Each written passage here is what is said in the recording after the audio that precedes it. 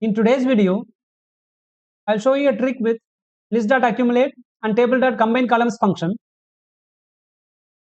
to combine pairs of column and to calculate the sales amount by multiplying price and quantity. This is our expected result. Let me convert this data into a table by using the shortcut key Ctrl T. Table feature does not allow blank cells in our header row. So this will try to fill the blank cells with some column numbers. Here you can see blank cells are filled with some column numbers. Let me pick this table into Power Query editor by using the shortcut key Alt APT.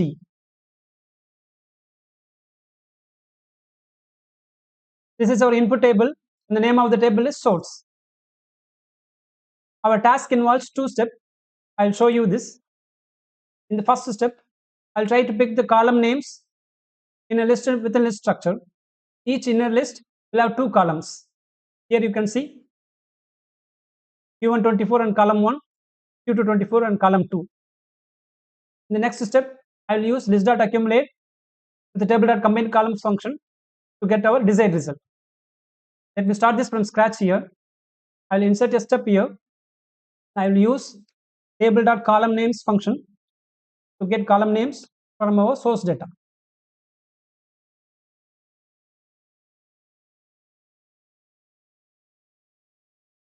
Now source data, we are going to extract the price and quantity columns of each quarter and we are going to do some calculations. So we don't have anything to do with the first column. I'll try to skip the first column using List.Skip function. By default it will skip the first item, so we don't have to feed anything in the second argument. We'll simply close parenthesis and click on the tick mark.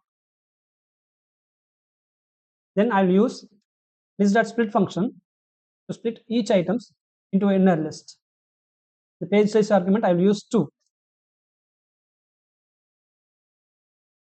This is our first step and I will rename this step as list. In the next step, I will start with the List.Accumulate function.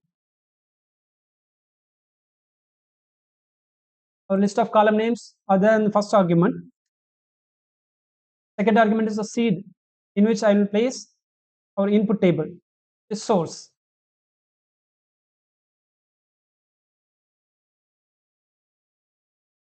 In source, first row has price and quantity, so we don't need this row. So I will skip here using Table.Skip function.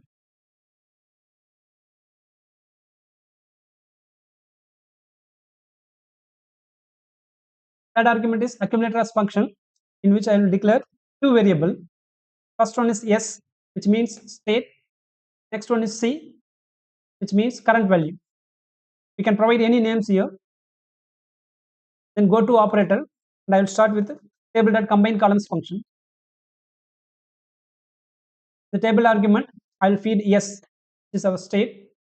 Source columns as list, in which I will feed C.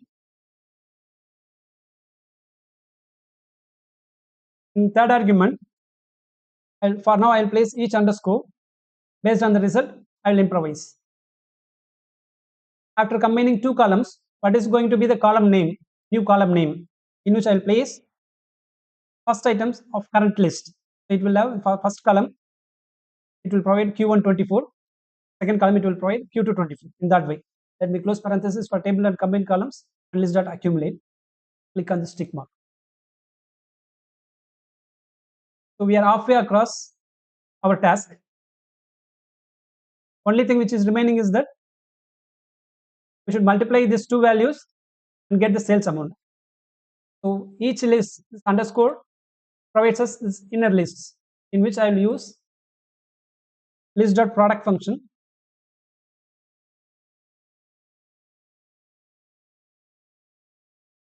Multiply these two items and to get the sales amount. This is our expected result. And we can rename it. We can provide some descriptive names. For now I will use result.